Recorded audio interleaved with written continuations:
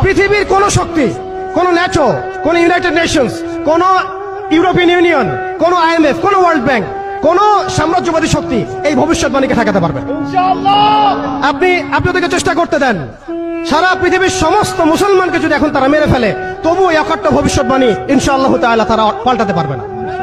এটা আমাদের আশার জায়গা, এটাই হচ্ছে চূড়ান্ত বিজয়। এবং ঈসা আলাইহিস সালামের হাতে আগামী 40 বছর, লিখে রাখেন আপনারা, এরপরের 40 বছর ওই বাইতুল মুকাদ্দাস থেকেই সারা বিশ্বে ইসলামী খিলাফা কায়েম হবে ইনশাআল্লাহ। যে খিলাফা শব্দটা এখন রাজনৈতিক ভাবে আপনারা নিতে পারেন না, হজম করতে পারেন না। আমি জানি আপনারা জানেন না, অনেকেই এটা অজ্ঞতার কারণেও হতে পারে, তারা হয়তো জানেন না, আমরা জানাতে এসেছি। এই যে খিলাফা শব্দটা তারা নিতে পারে না, এই খিলাফাই হবে পৃথিবীর শেষ শাসন ইনশাআল্লাহ তাআলা। এই খিলাফা দিয়ে বিশ্ব শুরু হয়েছিল, এই খিলাফা দিয়েই বিশ্ব শেষ হবে। ঈসা আলাইহিস সালাম 40 বছর ওই জেরুজালেম থেকেই এই বিশ্বকে শাসন করবেন ইনশাআল্লাহ তাআলা। এটা লেখা হয়ে গেছে, কুদিয়াল আমর, এটা কেউ চেঞ্জ করতে পারবে না।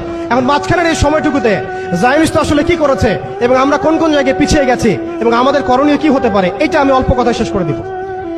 এক কথায় দেখুন, জায়নিস্ট মুভমেন্ট গঠন করার পরে তারা সর্বপ্রথম, ভালো করে খেয়াল করেন, তারা সর্বপ্রথম একটা ঐক্যবদ্ধ প্ল্যাটফর্ম এনেছে।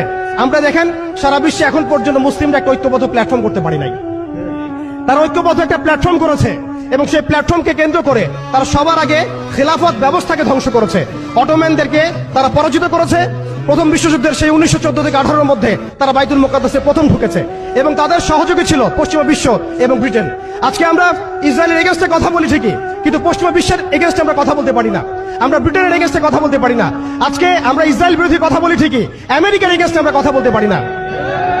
আজকে আমরা তাদের পণ্য বয়কট নিয়ে কথা বলি, এটাও দরকার আছে, কিন্তু তাদের আদর্শ দিয়ে আমাদের ব্যক্তি জীবন, পারিবারিক জীবন, সামাজিক জীবন, ইভেন রাজনৈতিক অর্থনৈতিক জীবন পর্যন্ত ঢেলে সাজানো হয়েছে।